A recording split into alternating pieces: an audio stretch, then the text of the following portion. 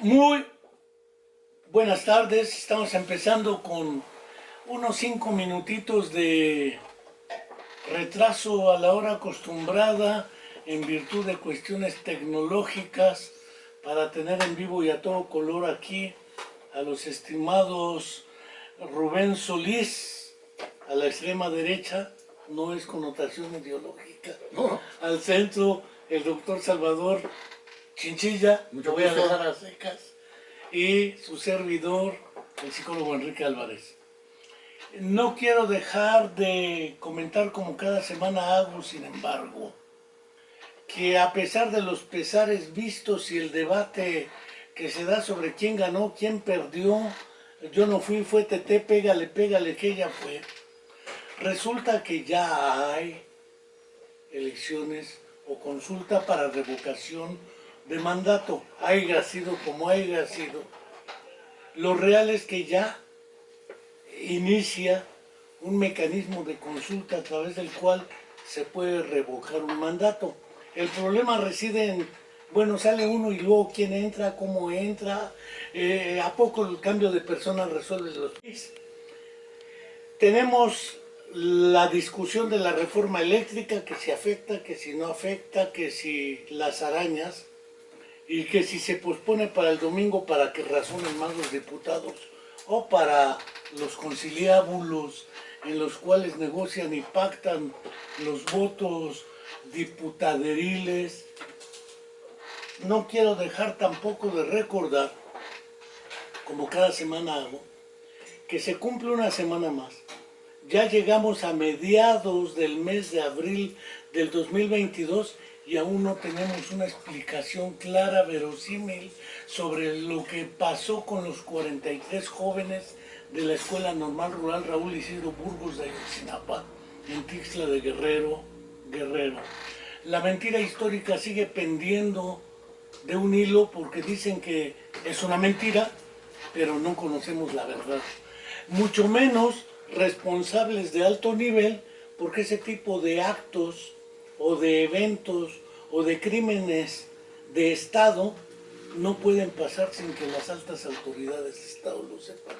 Hablo de la Secretaría de la Defensa Nacional, hablo del gobierno estatal de Guerrero, hablo del gobierno municipal de Iguala, de Cocula, etc.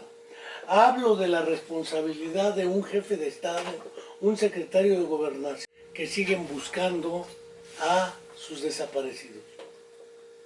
No quiero dejar de enviar un fraterno saludo a Angélica Rodríguez Monroy, mamá de Viridiana Anaid, alumna de nuestra Facultad de Psicología, hace ya muy pronto 9 años desaparecida en contra de su voluntad, y también la deuda histórica con los desaparecidos, y ahora que tenemos una ola de desapariciones de chicas que luego aparecen muertas, unas cerca de su casa, otras lejos, pero ya la seguridad de las chicas y de las mujeres en general, aunque no solo de ellas, sigue pendiendo de un hilo en el país.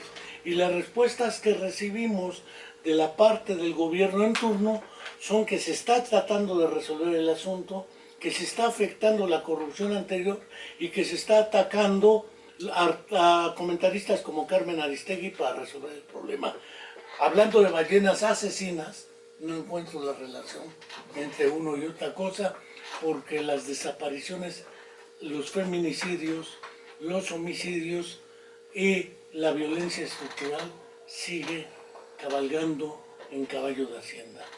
El día de hoy tenemos con nosotros al doctor Salvador M. de la Chinchilla, ahora sí M, no sé si de Marcelino Pan y Vino, o M de Martín.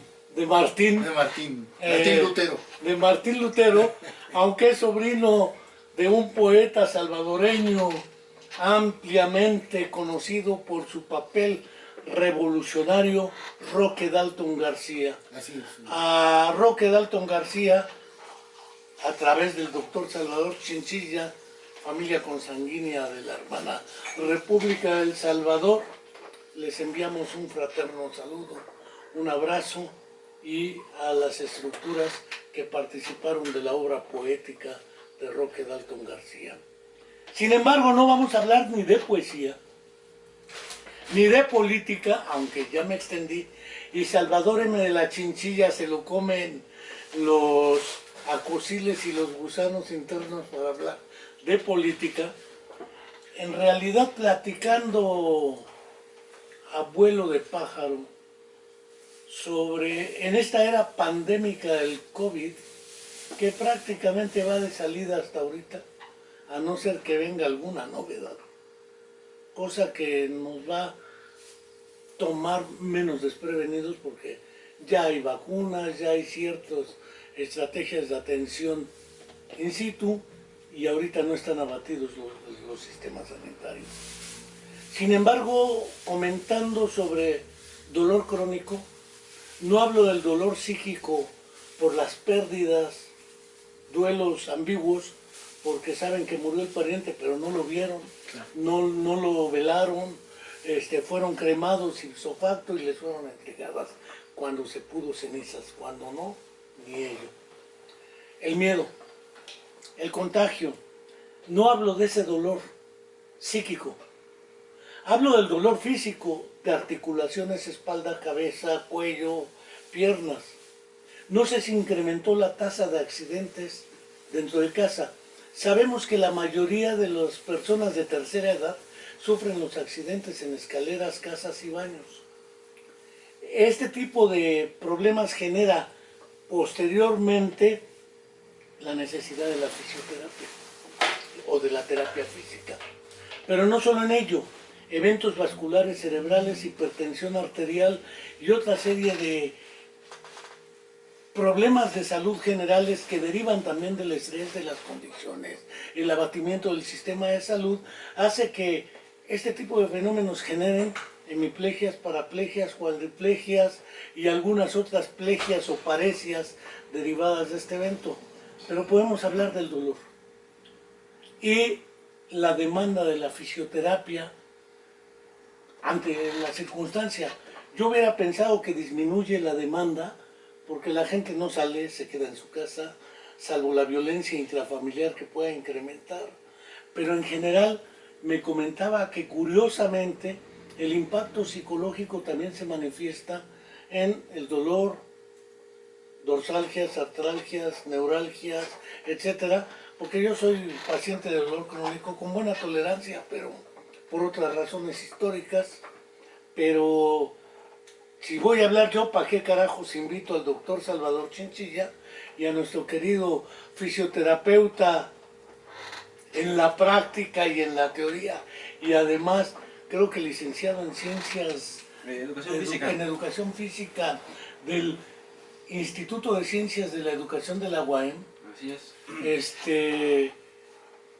¿Cómo ven esta situación? Cierro mi boca. No, adelante, es muy interesante lo que estás comentando, mi querido pero si voy a hablar yo, ¿para qué los invito? No, pero es un preámbulo muy interesante porque es real toda esta situación que usted está comentando.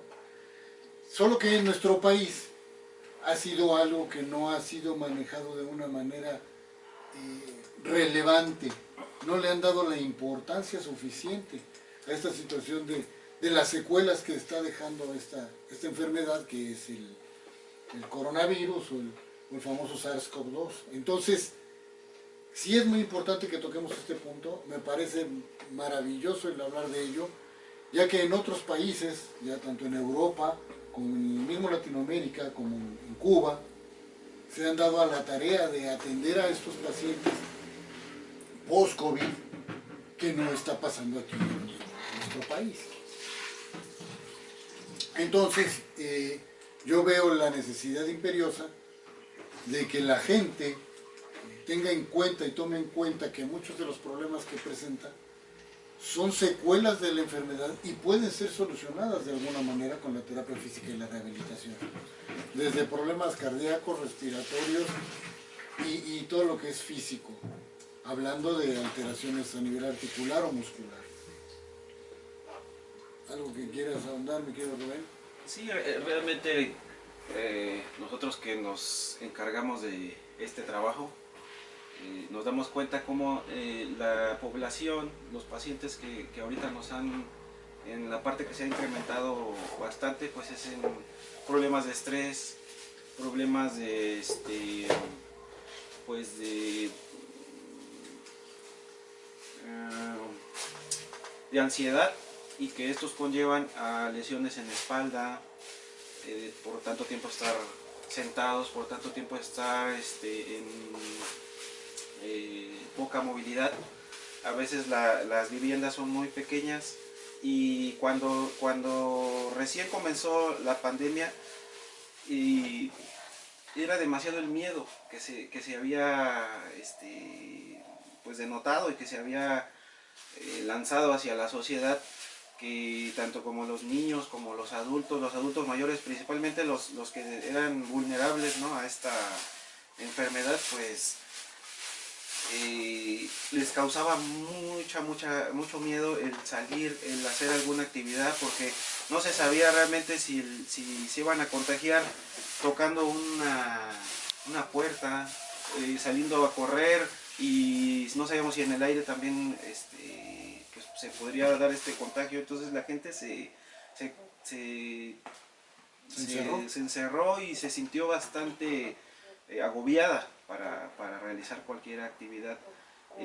Vimos por ahí algunos niños ya con sobrepeso en estos 2 años de pandemia, de poca actividad. Ahora regresan a hacer algunas cosas y pues se lastiman porque no tienen pues la habilidad todavía, y no se llevó un programa como tal, como lo platicaba ahorita el doctor, que si hubiese lanzado un programa a nivel, bueno, de nuestro país, a nivel nacional, donde se llevara tanto a los que sufrieron el contagio, que tuvieron ahí algunas situaciones, o que no pudieron salir, y que poco a poco los encargados de la actividad física o de la fisiatría, pues se les encaminara a la gente para que se reincorporara a sus actividades.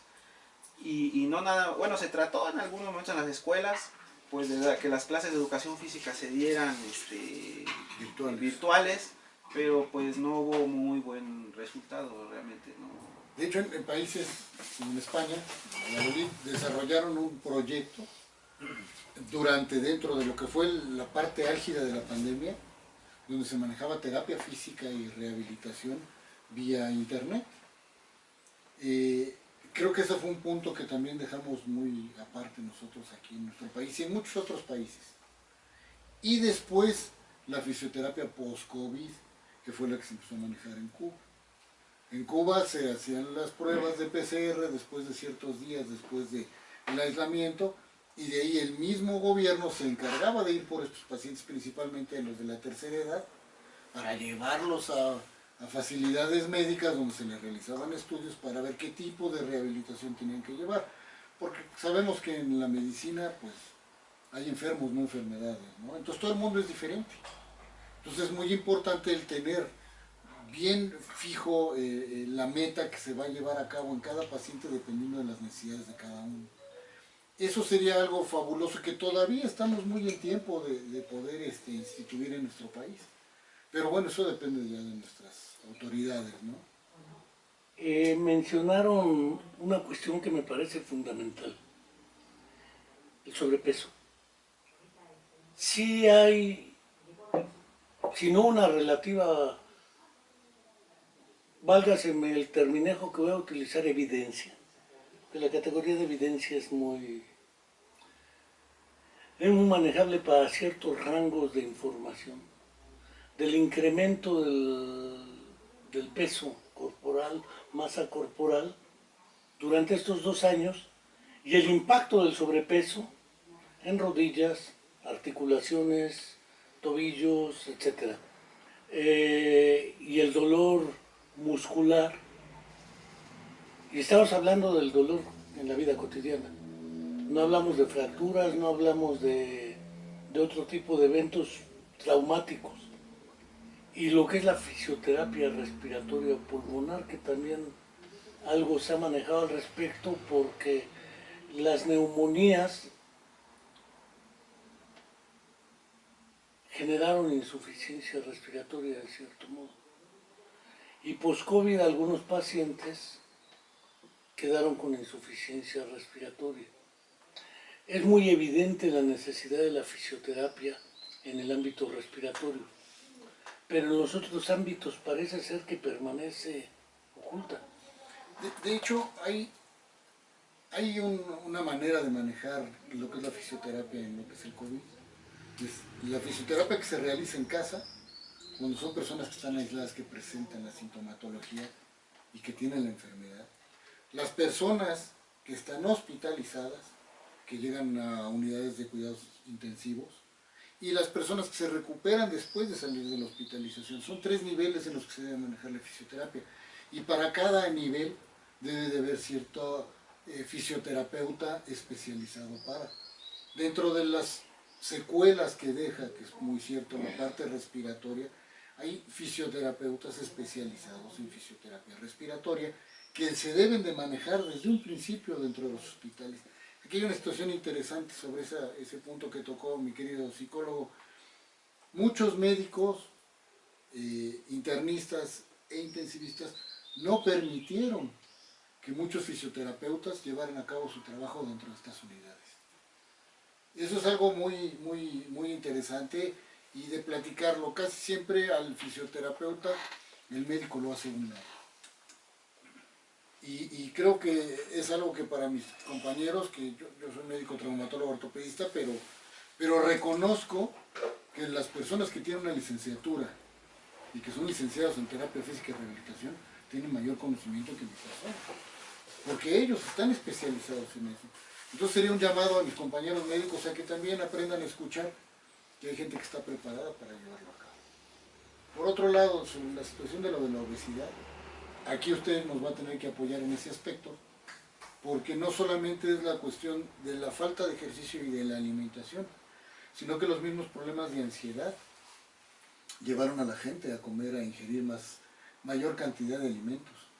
Y ese es un punto que también no se está viendo. Muchas de las enfermedades usted sabe que son psicosomáticas. Nosotros mismos de alguna manera nos provocamos esta enfermedad. Entonces, si esa parte psiquiátrica y psicológica también no está vista. Siempre esa parte mental la hacemos a un lado y nos dedicamos más a la parte física. A ver. Debo pensar y suponer que hay evidencia de que existe una correlación entre el estrés y algunos tipos de trastornos de la alimentación. Válgase el terminejo utilizado de trastornos de la alimentación, o la anorexia, o por el contrario, la compulsión a comer. Esto tiene un impacto en ambos sentidos. La descompensación física de masa, peso, cuerpo, y naturalmente un impacto sobre los procesos metabólicos del organismo que dificultan o facilitan el regreso a una, vale el concepto de normalidad, a una situación post-COVID, donde las personas vuelven, más allá del contacto físico, la comunicación cara a cara, etc., a tener una serie de vínculos con los demás. El miedo permanece, porque de todas maneras, si uno se enferma de COVID, o de lo que sea, de cáncer, o de lo que gustes, parece que tenemos un miedo excesivo a enfermarnos. Aunque dentro de las curvas normales del desarrollo de un individuo, por eso se le llama, según la Organización Mundial de la Salud, el proceso salud-enfermedad. Porque hay momentos en los cuales hay enfermedad, hay momentos en los cuales hay salud, y no es un continuum de salud o de pura enfermedad. Hay momentos en los cuales, y no todas las enfermedades son letales ni de magnitud. Parece ser que el miedo a la muerte forma parte de esto y el miedo a contagiar a otro. No me voy a meter ahorita en ello. El asunto del dolor. Además, porque el dolor tiene un carácter sumamente subjetivo. Yo puedo manifestar un comportamiento ante el dolor. Y otras personas pueden manifestar una actitud y un comportamiento que les impide ya relacionarse con sus semejantes. porque el dolor para ellos en una escala 0 a 10 es subjetivo. Mientras que para mí el mismo dolor por la misma causa puede ser 5, para otro puede ser 8. Es decir, esa valoración subjetiva del dolor crónico dificulta el trabajo en la fisioterapia, porque fisioterapia no nada más es ir y pasivamente que me muevan las piernas, que me hagan ejercicio, que me den toques, que me infiltren, sino además implica de mi parte una disposición para realizar ciertas tareas, actividades, con la meta de reducir el dolor. Y seguir percibir funcionando. y tener una actitud positiva. No solamente el hacer, sino también el ser. Porque pacientes con una actitud negativa, por más que hagan el trabajo y nosotros lo desarrollemos, no va a haber un avance. Lo decimos por la experiencia que hemos tenido con ciertos pacientes, en los cuales se dificulta aún más el trabajo gracias a la mala actitud que tienen. Son pacientes la mayoría de las veces que ya fueron multitratados, que ya no creen, que ya no tienen esa confianza. Esa parte, vuelvo un poquito a la parte mental, yo lo comento porque en mi consulta gran parte de ella se basa mucho en esa confianza. La confianza es importantísima en cualquier tipo de terapia, aparte de la situación fisiológica y la situación anatómica, porque eso es indudable. Tenemos que hacer nuestro trabajo para restituir esas alteraciones, pero si no tenemos esa fisioterapia, psicoterapia, si no tenemos una situación holística en la cual abordemos todos los problemas del paciente, no va a haber terapia física y rehabilitación que lo saque adelante. Estamos hablando de dolor, problemas respiratorios, la situación que usted me menciona, mi querido amigo. Pero pensemos, Rubén se encarga de estar trabajando con los pacientes. A Rubén le puedo no ayudar algún prestante de servicio social, pero no solo es el médico, uno como paciente, digo, yo prefiero a Rubén que a tu asistente, no lo sé, Claro. no hay ninguna preferencia erótica, sexual, que nos quede claro, por razones pragmáticas, ¿sí? Pero yo creo que Rubén tiene más experiencia que otra persona. Y probablemente el juicio de valor sea cierto, pero sin embargo la actitud puede ayudar más o menos. En psicoterapia, el tal Segismundo Freud, alias Sigmund Freud, ese mero decía que para que una relación terapéutica sea favorable, debe partir de un elemento que se conoce como las relaciones de transferencia, es decir, que yo creo que él es muy bueno. Porque si yo creo que prefiero que lo hagas tú a que lo haga él, entonces resulta que la natural división del trabajo dentro del trabajo institucional tiene dos referentes. El médico que desprecia el trabajo del terapeuta en tu versión y el paciente que desprecia el trabajo, porque yo prefiero que venga el neumólogo y me diga qué onda, aunque él no sepa hacer fisioterapia, a que venga el fisioterapeuta y me ponga a inflar globitos, a apagar velitas, a respirar, a moverme para hacer cardio, lo que tenga que hacer, ¿sí? Siendo la persona que tiene el conocimiento. Y la no práctica. Digo que, la práctica. No digo que el neumólogo no lo tenga, pero están preparados para. Sí, yo creo que sí tiene que haber una actitud bastante positiva también en el terapeuta. Como comenta el doctor, los conocimientos, claro que vas a aplicar, pero sí el ánimo con el que vas a trabajar, porque sabes que viene el paciente con miedo. Ahorita no es tan fácil trabajar con pacientes post-COVID, o aunque no se hayan contagiado, o sí se contagiaron, pero es demasiado, tienes que encontrar un equilibrio donde él se sienta cómodo contigo, que se sienta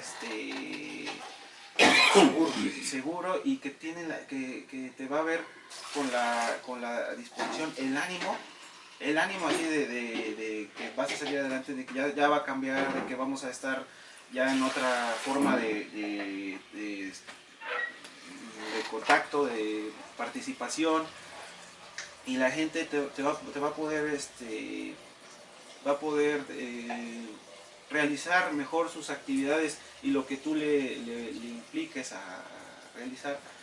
Otra cosa también yo creo que importante es que sientan esa confianza, porque de esa manera tú sabes qué es lo que está realizando esta persona en su casa, qué es lo que no está haciendo, con cuánta seguridad lo está haciendo, qué disponibilidades de espacio, de tiempo, de formas de poder hacer una actividad, porque ahorita nos están llegando muchos pacientes que su trabajo lo han tenido que hacer en casa.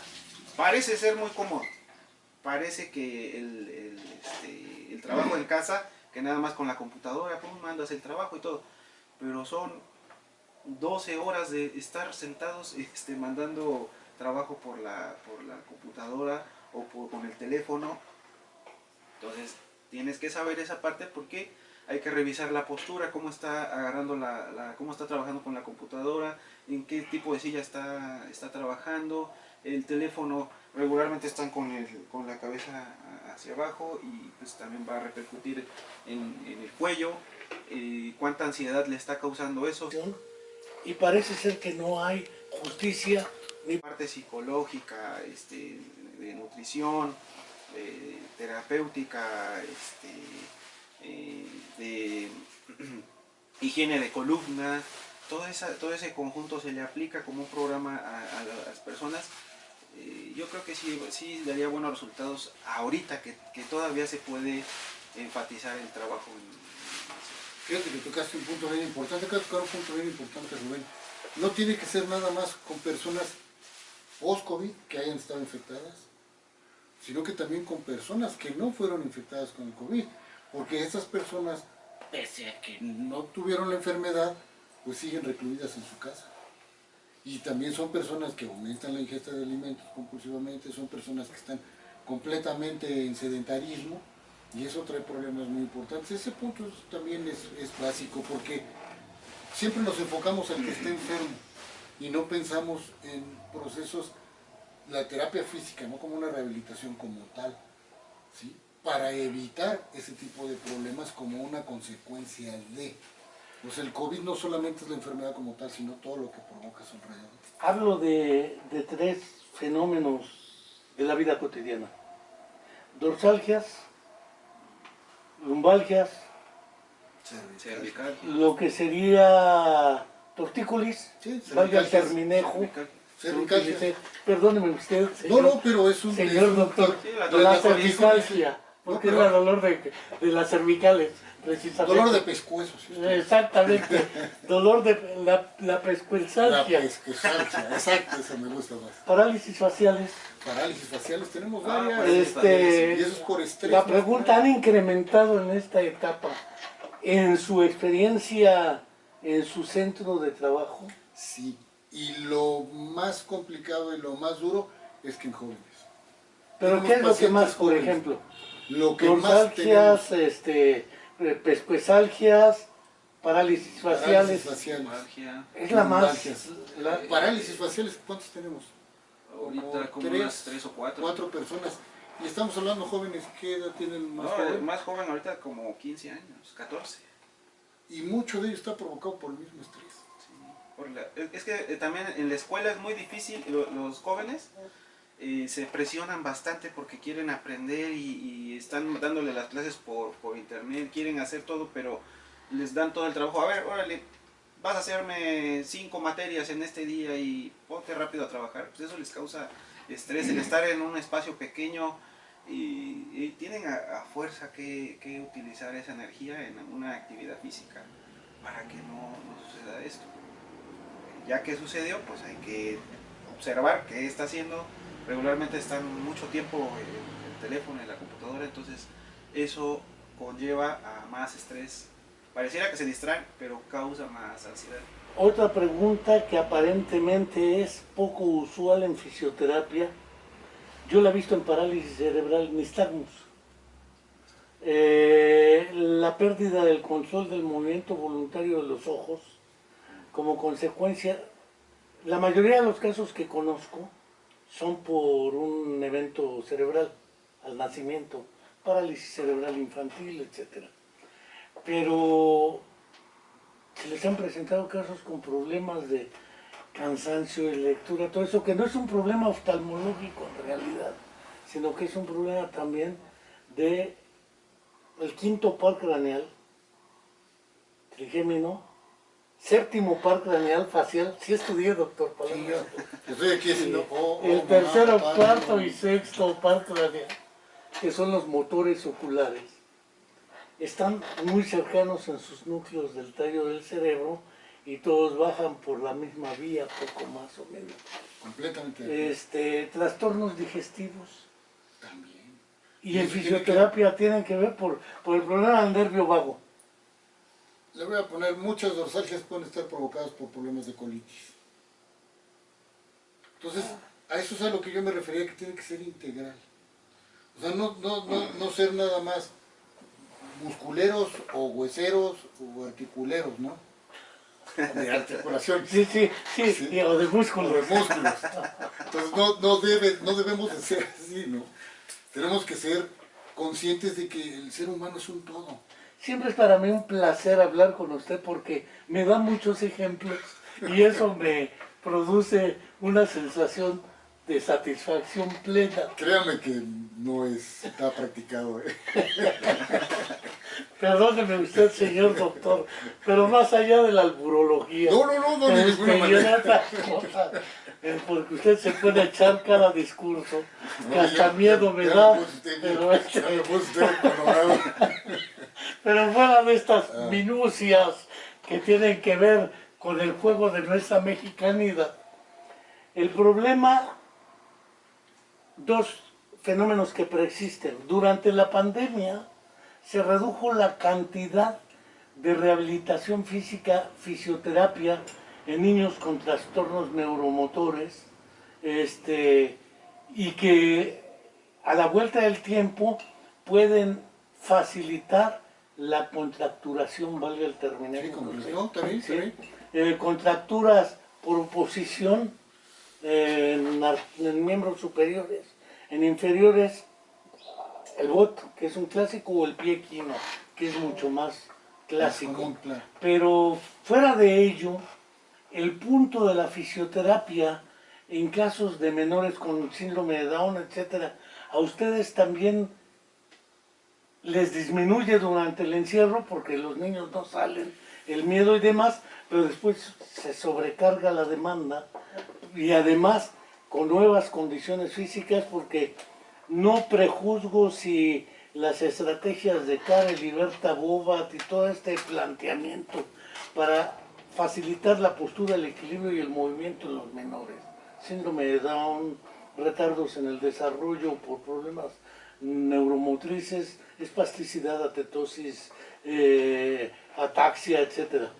Creo que, ¿qué pasa al respecto? Porque la pandemia también nos ha hecho que todo el mundo hable de pandemia, todo el mundo hable de COVID y lo demás queda oculto tras esto, como si no hubiera existido o no regresara en condiciones más adversas. Porque la familia, lo he visto, carga a un hijo de 12 años para transportarlo, de 15 años suben de peso y las personas cuidadoras primarias también quedan lesionadas en el plano de la motricidad, postura, equilibrio y de dolor. Claro, pero pues como lo habíamos mencionado, las personas vulnerables principalmente pues se tuvieron que resguardar con más vulnerabilidad pues para el contagio, pues se tuvieron que resguardar, y ahora el trabajo, como usted bien lo decía, pues se tiene que realizar a través de la familia. Igual se le puede dar por ahí, como le hicimos, o el doc también hizo ahí unas videollamadas para mencionarles a los familiares cómo se debía de manejar cierta lesión al paciente. Eso, pues yo creo que se adaptó y la gente hizo lo que pudo. Ahora, después de la guerra, pues hay que ver qué es lo que se puede arreglar, recoger y reincorporar todo. Yo creo que sí se va a poder reincorporar a la gente, y que se pueda hacer ahorita un proyecto donde otra vez se encamine a toda esta gente que se dejó ahí atorada en su rehabilitación, en su terapia, y principalmente, como dice, a los familiares que pues se lastiman al fin y al cabo por tratar de apoyar al paciente, de ayudarlo a moverse, de llevarlo al baño, de llevarlo de regreso, al levantarlo. Pues bueno, se les da la indicación del cuidado postural, de tratar de usar una faja para levantar al paciente, se les implica, pero pues ellos ahí verán cómo le hacen, porque a veces esos pacientes hay que verlos no nada más de día, también de noche. Y pues sí hay un retraso, me imagino. Hay una pregunta, porque el doctor Salvador M. Chinchilla ha sido claro y contundente al respecto. ¿Qué tanto hay realmente dolor? ¿Y qué tanto es somatización? Finalmente la somatización es dolor. Es decir, yo expreso mi estrés con dolor. Esto no significa que no exista el dolor. El dolor existe, pero la causa no está en el lugar del dolor. ¿Qué punto tan importante? La mayoría de los problemas que hay ahora, aparte de hablar de la obesidad y de hablar de las cuestiones mentales y del sedentarismo, son problemas mecánicos. Entonces es muy sencillo. Voy a tratar de contestar la pregunta con algún ejemplo, regresando a la pregunta. Yo soy muy dado a buscar siempre la causa de... El dolor existe, pero el hecho de manejar analgésicos, antiinflamatorios y trabajar el aspecto mental no va a quitar el problema si no cambio yo el problema mecánico, que era lo que comentaba Rubén. El problema mecánico de estar con el teléfono, de estar muchas horas sentados en una computadora, que la mayoría de las veces no lo hacemos de una forma ergonómica. Hay muchos Ni consciente. Ni consciente. Hay muchos de los muchachos que están trabajando en la cama, o están acostados trabajando en la cama, y adoptan posiciones no fisiológicas. Ahora, volviendo a la situación de lo del dolor, si el dolor es subjetivo, pero uno con la experiencia se puede dar cuenta qué tanto el dolor es un dolor realmente somático o es un dolor psicosomático, porque hay puntos gatillo, hay pruebas que se pueden realizar para ver si se despierta o no el dolor. Hay situaciones que nos damos por ahí algunas mañitas los médicos para ver qué tan real y qué tan importante es el dolor. Yo conozco gente que me dice tengo el umbral al dolor muy bajo y lo que me haga no me duele. Entonces les palpa a uno ciertos lugares, ciertos puntos y aparece el dolor. Ah, caray, yo no sabía que me dolía. Pues sí tiene un problema. O hay pacientes que dicen que tienen un dolor importantísimo y está uno platicando con ellos, está uno haciendo las maniobras o la palpación y no les despierta ninguna molestia. Entonces sí es subjetivo, pero hay manera, buscando la forma de darse uno cuenta qué tan importante es el dolor. A ver, regresemos a esta cuestión de la subjetividad y el dolor. Me siento como Calimán y digo, dolor, te vas a ir. Se va. 2, porque algunos sugieren que es una cuestión de actitud y de voluntad. Y tampoco es así. O 2, a mí me dicen, me infiltras el hombro porque tengo el dolor en la articulación por razones ultra conocidas. Y me dicen, pues no uses los brazos, pues entonces he de caminar con las pestañas. Claro. Porque no tengo de otra. Claro. El problema es la condición objetiva del paciente o la persona que tiene el dolor, el doliente, utilizando el término mexicano. Porque no es lo mismo para mí el dolor que pensarlo para el capitán. Es que, híjole, es muy complejo lo que si vamos a hablar de dolor, porque te puedo poner un ejemplo con un futbolista o con cualquier deportista. Dentro de la competición es tan alto el nivel de adrenalina Que no le duele. O que no. y yo creo que a todos nos ha pasado que llegamos con un dolor de cabeza muy importante. A mí me ha pasado a una cirugía y empiezo el procedimiento quirúrgico y estoy tan metido y tan preocupado por la situación de mi paciente que mi dolor de cabeza desaparece. Estoy seguro que tiene que ver con cuestiones hormonales y de neurotransmisores, así como también una parte mental, que ahí es donde le devuelvo yo la pregunta. ¿Qué tanto la parte psíquica actúa sobre el dolor? Estamos en un punto muy importante. Yo lo he visto en Pensemos cáncer, fase 4. Un paciente en fase 4 pues ya nada más lo tienen dormido. Y por dormido no digo dormido literalmente, lo tienen en un coma inducido, porque si no el dolor es insoportable. Pero he conocido pacientes con más de 20 cirugías de columna que solitos se quitaban el yeso porque les molestaba más el yeso por las escaras que el dolor postural. Y mutatis mutandis, un dolor por el otro, prefiero uno que el otro. Entonces, en costo-beneficio, el dolor existe y tiene una razón de ser, salvo que tenga insensibilidad patológica al dolor y no tenga sensibilidad al dolor. Pero está al lado opuesto el síndrome de Munchausen. Una paciente odontóloga, no es un caso que yo conocí, diré, me lo comentó una amiga neuropsicóloga. Por neuralgia del trigémino, un tratamiento y no le funciona. Le hacen entonces naturalmente una sección del trigémino. Seccionan trigémino, las vías sensitivas que no motrices, y el dolor no cede. Le hacen entonces un estudio neurológico y le acaban haciendo una cirugía en las vías del dolor centrales.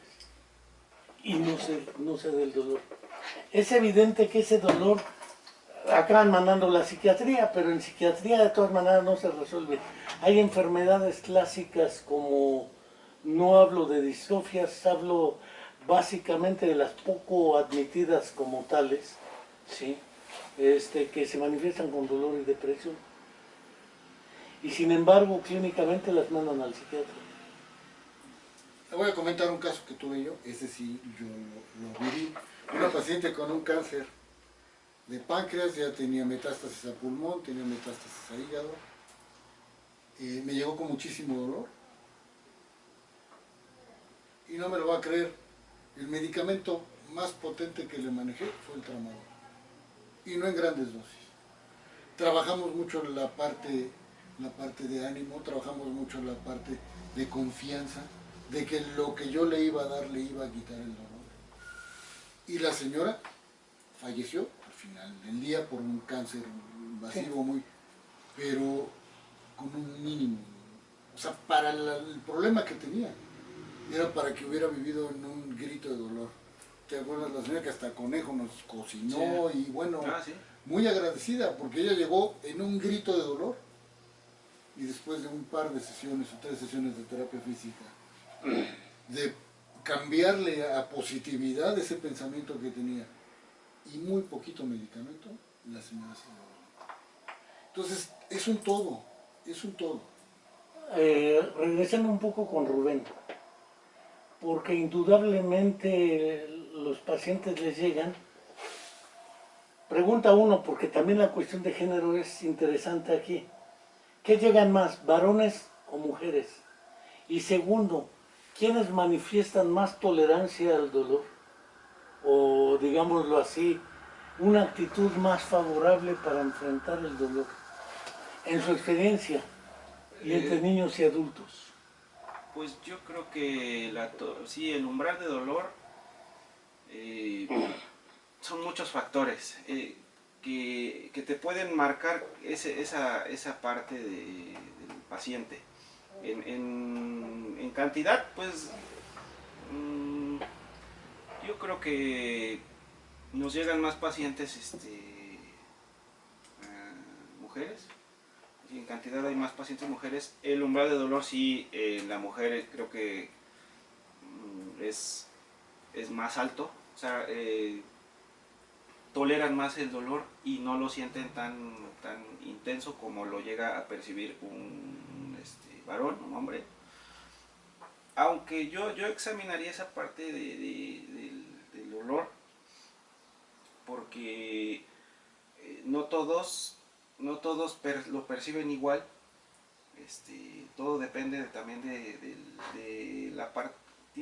Tiene que ver bastante la cuestión mental. Por ejemplo, tenemos pacientes de fútbol americano.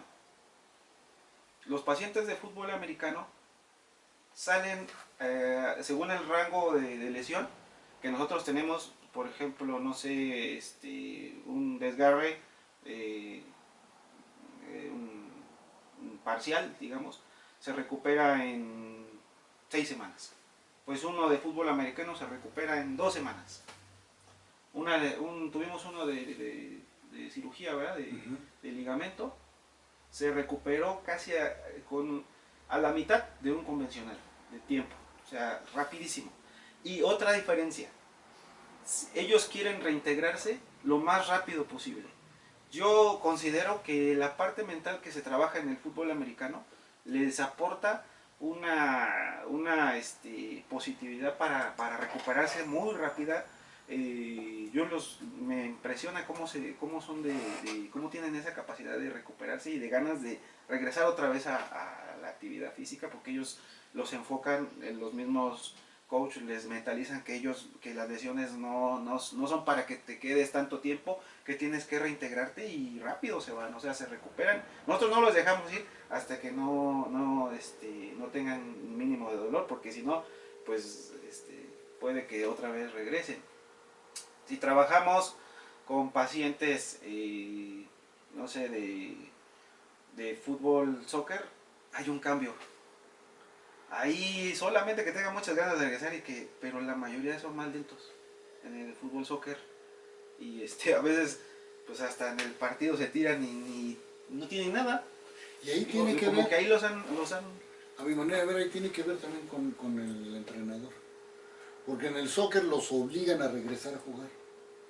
Y en el fútbol americano y en otros deportes no. En otros deportes quiere el mismo deportista regresar a jugar. Y en el soccer no. Por eso es importante esa parte, qué bueno que le toca. Otra diferencia interesante aparte del dolor, porque me he concentrado en el dolor por razones obvias. Yo acudí con ustedes por dolor, Claro. ¿sí? Pero otras personas acuden por razones distintas al dolor. Por ejemplo, fracturas, traumatismos, que son menos relevantes en términos de dolor que en términos de recuperación de movilidad.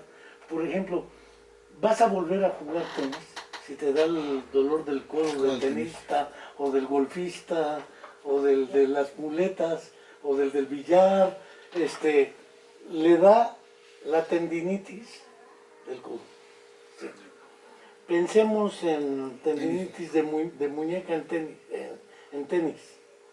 Pero, ¿qué es más lo que representa la trascendencia, la rehabilitación? El término rehabilitación está menos orientado al dolor que al movimiento y la postura. Es una creencia que tengo. No, de hecho, la fisioterapia como tal va encaminada a quitar el dolor. Y la rehabilitación es a recuperar la fuerza y los rangos de movilidad. La rehabilitación va enfocada a regresar a la vida normal. A que la persona regrese a su deporte o regrese a sus actividades normales. Lo mejor que se pueda, o sea, lo mejor que lo tienes que dejar, lo mejor que puedas avanzar. Eso ya depende de todos los medios que utilices, lo que tengas como apoyo, como herramienta para sacarlo adelante.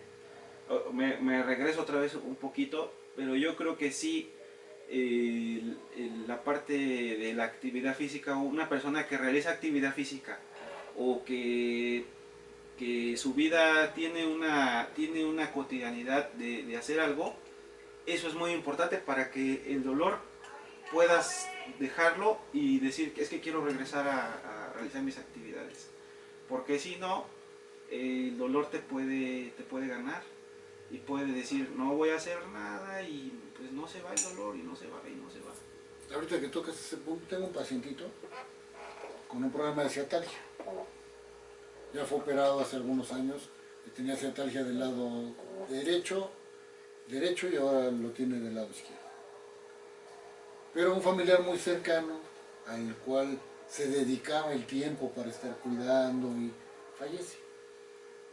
Entonces la persona se queda prácticamente sin tener una actividad, sin tener un porqué.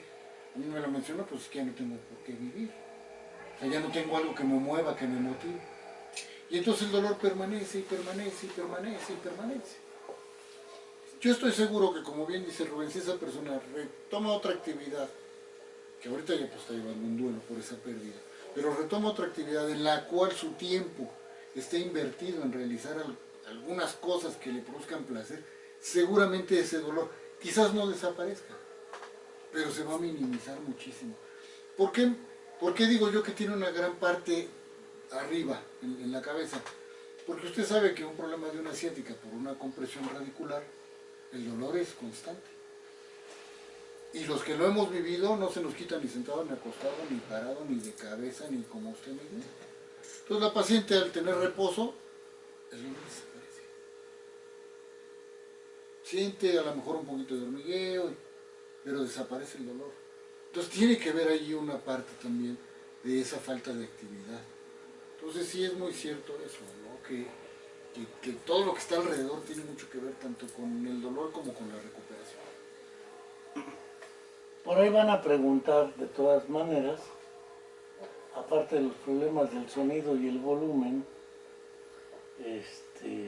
si alguien desea acudir, buscarlos, sea por dolor o por movimiento o por lo que sea, los puede hallar en algún lugar de este país, de este estado de Morelos, digo, no es un programa promocional, pero no está de más la pregunta. No, agradezco muchísimo la pregunta. Ahora nos encontramos en el fraccionamiento junto al río, ahí en Temisco, ahí cerca de la Loreta de Guacamayas, en la calle de Grand Masters número 64, esquina con Wimbledon. Un lugar muy bonito, muy seguro. Y bueno, ahí estamos a sus órdenes de 9 de la mañana a 2 de la tarde y de 4 a 7, para lo que podamos servirles con muchísimo gusto. Bueno, regresando al movimiento, saliendo del dolor. También la rehabilitación física, que está orientada al movimiento, postura y equilibrio. Les ha tocado el caso, por ejemplo, de personas ciegas, porque todo lo que es la orientación y la movilidad se reestructura, y no se diga personas ciegas y sordas de nacimiento, porque el problema del equilibrio, la conciencia corporal, la imagen del espacio, movimiento, postura y demás, también se impactan. De otra manera, cómo se orientan y se mueven en el espacio. Claro. Bueno, yo en lo personal no he manejado pacientes con deficiencia visual, sí con problemas auditivos, y no solamente por disminución o sordera, sino que también por problemas de equilibrio a nivel de oído medio.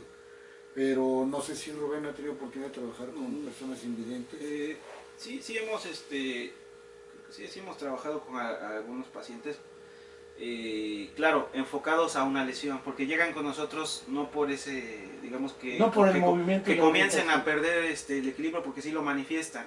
O sea, claro, una persona si no llevó una rehabilitación, por ejemplo, desde niño presentó o ya tenía por algo genético la ceguera o por algún accidente, pierde la vista, pues sí se tiene que realizar una rehabilitación para que aprenda a manejar su espacio.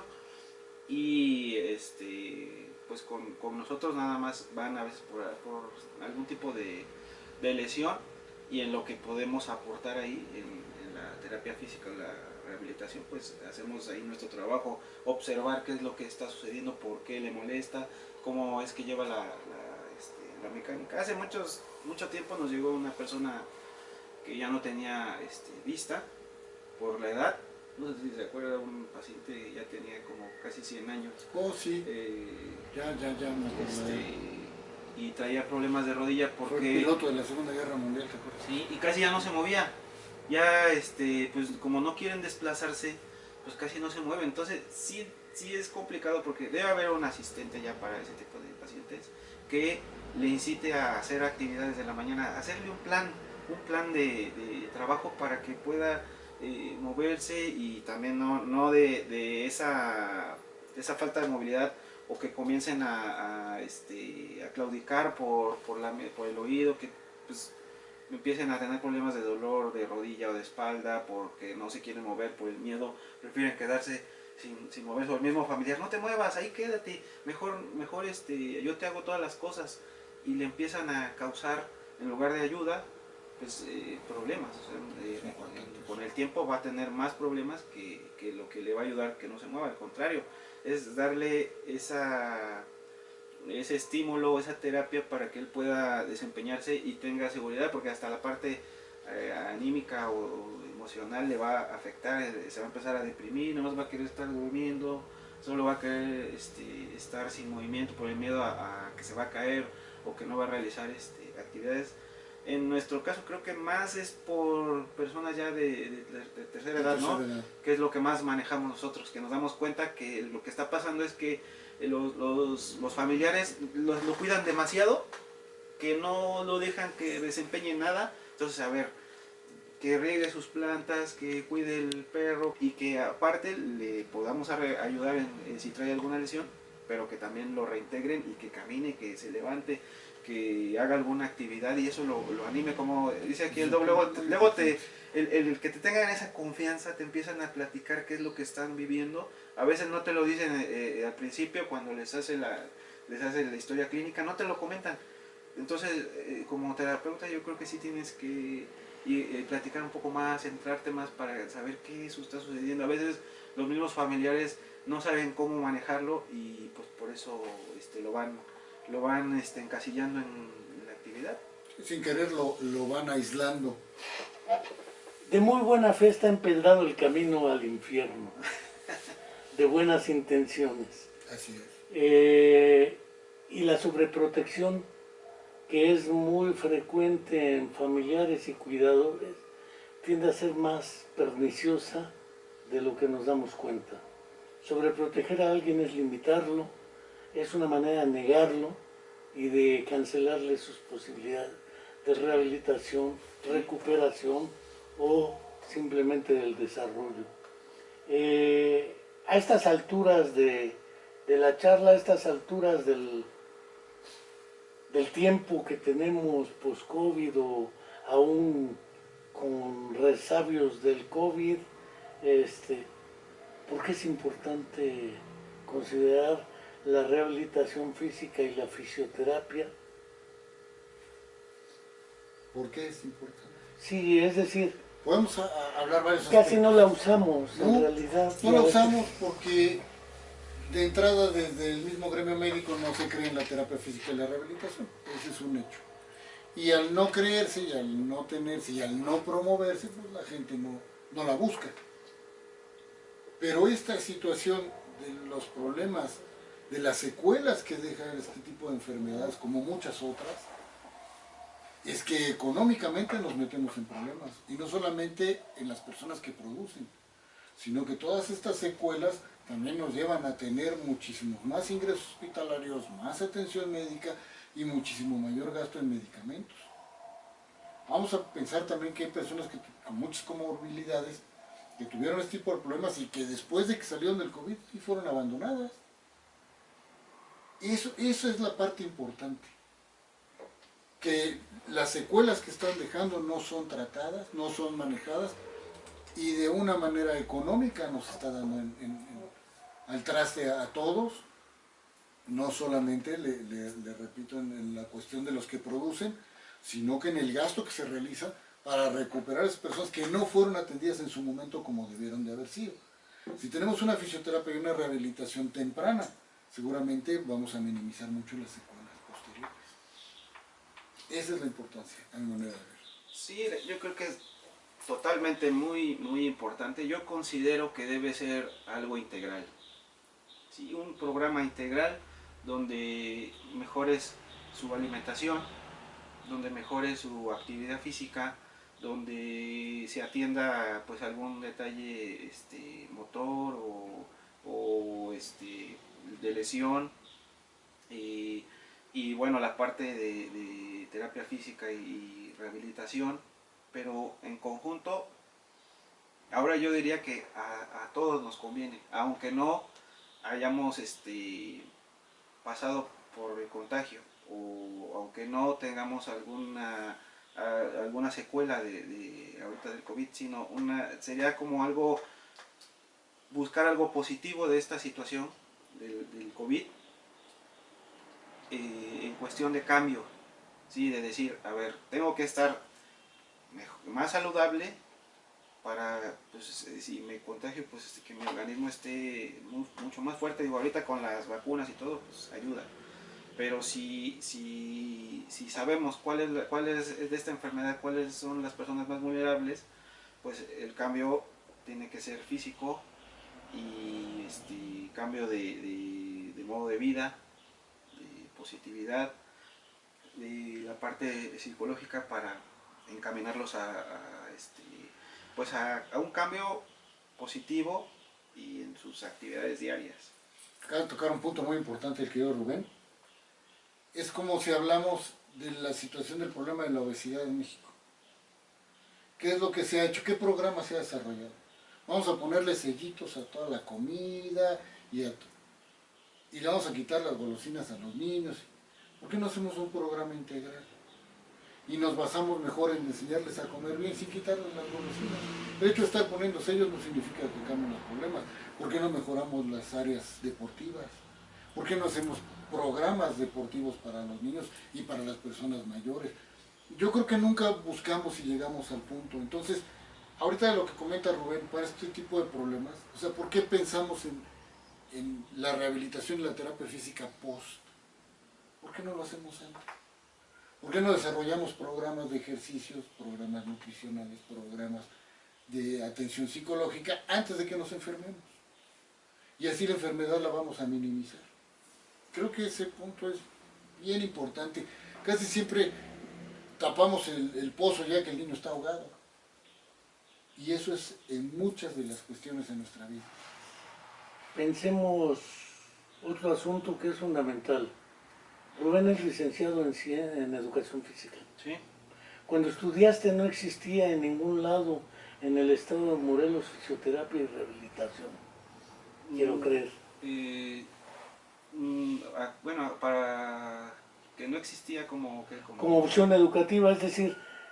no, bueno, aquí en Morelos no había, no estaba la carrera de fisioterapia, solo en México, en el INR, en Puebla, no como tal. La verdad a mí me llamó la atención gracias al doctor Chinchilla, porque cuando yo estaba en la carrera de educación física, él nos llevaba a veces aquí al Instituto del Deporte a ver cómo se daba el trabajo de fisioterapia y de rehabilitación, y yo quedé maravillado. O sea, realmente dije, no, yo me cambio, y pues fue que me interesó bastante esta parte de la terapia física, y pues ya llevamos un ratito.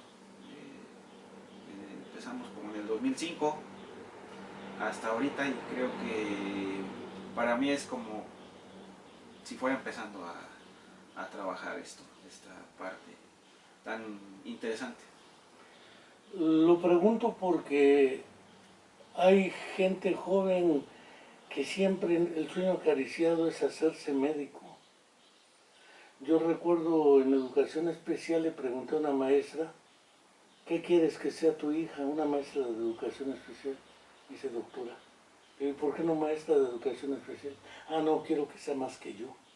Es decir, ser médico es ser más que ser lo otro. Hay un desprecio hacia ciertas profesiones y hay una sobreestimación exagerada con respecto a otras.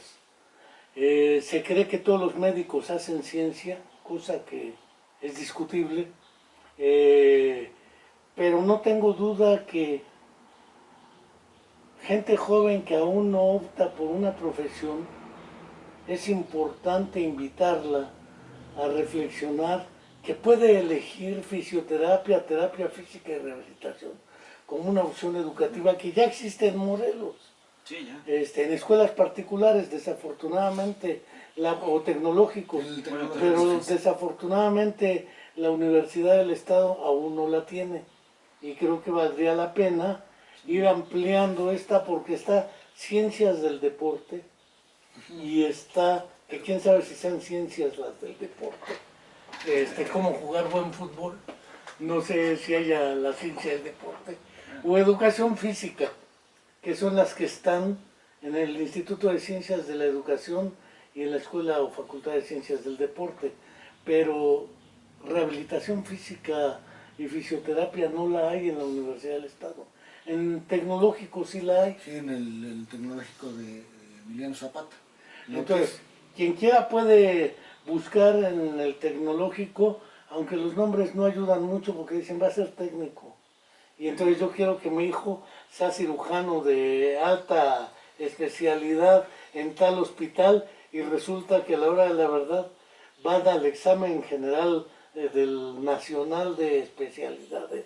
Resulta que no quedan y de los que quedan algunos desertan porque la relación intrahospitalaria entre R3, R2, R1 se vuelve de acoso, de hostigamiento, de presión psicológica y muchos revientan. ¿Sí? No voy a decir si muchos, pero No, sí, revientan muchos. y abandonan después de haber acreditado el ENARM, el examen nacional De ciencias médicas. de ciencias médicas, que es para posgrados en realidad. Fíjese que yo acabo de tener la oportunidad de estar ahí en la UTES, a darle una conferencia, una charla ahí a los chicos de terapia física y rehabilitación. Y yo les comentaba y les dije, a ver si con esto que voy a decir no me condeno, ¿no? Porque es real, hay muchas carreras que están devaluadas y otras que están sobrevaluadas. Yo se los dije a los muchachos, yo les voy a pedir una cosa, nunca se sientan menos ante alguien, nunca.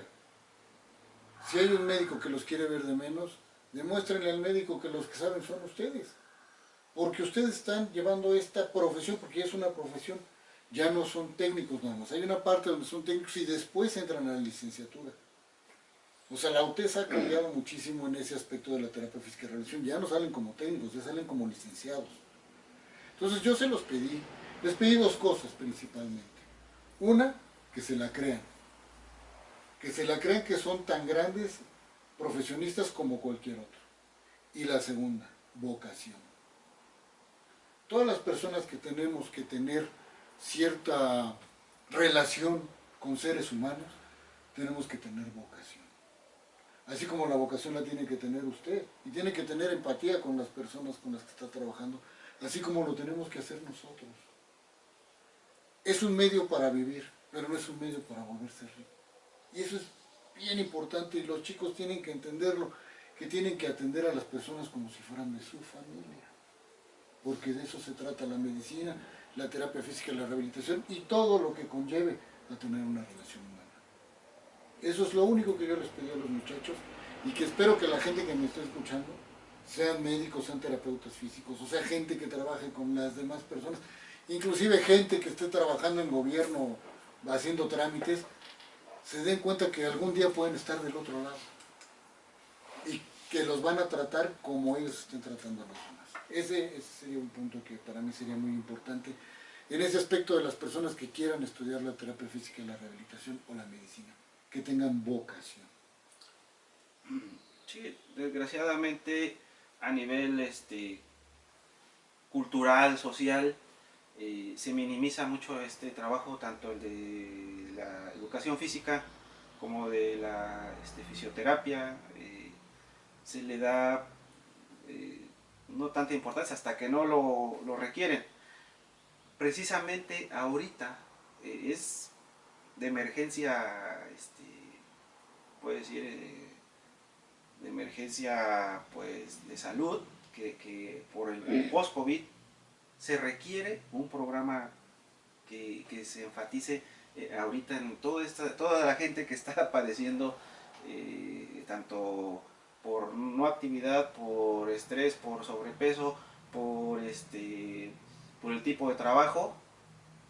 Requiere que se le atienda y que se le dé una alternativa para que mejore su calidad de vida a las pacientes, a las personas que no tuvieron terapia porque eran personas vulnerables, que estuvieron resguardadas mucho tiempo en su casa. Pues ahorita es el momento de trabajar con ellos, y en ese punto como trabajadores de la salud, creo que la importancia, aunque socialmente no se le dé, si yo lo quiero tomar, me doy cuenta que pues, tenemos un buen nivel de requerimiento, de importancia, que te obliga a que estés mejor preparado y que pues cuando te soliciten el trabajo pues lo hagas y se dé. Y eso que dijiste de la educación física es muy cierto.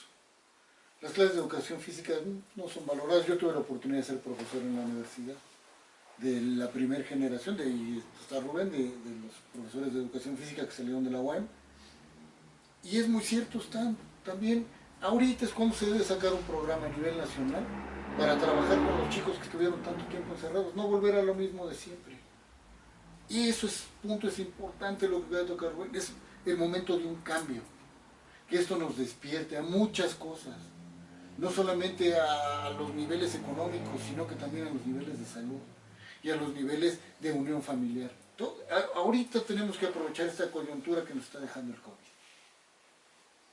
Pues creo que después de prácticamente 1 hora y 15 minutos,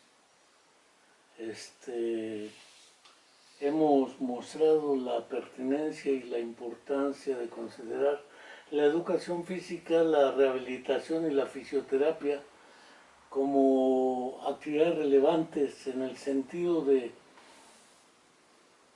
poder revalorarla en nuestra calidad de vida y nuestra salud.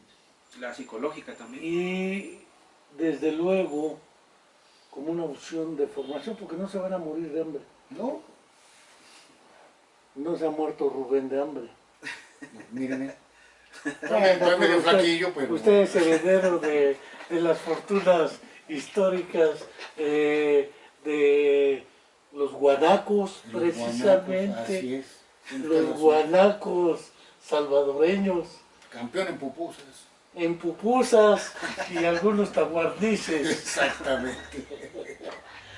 Pues mis estimados Rubén y Salvador M. Chinchilla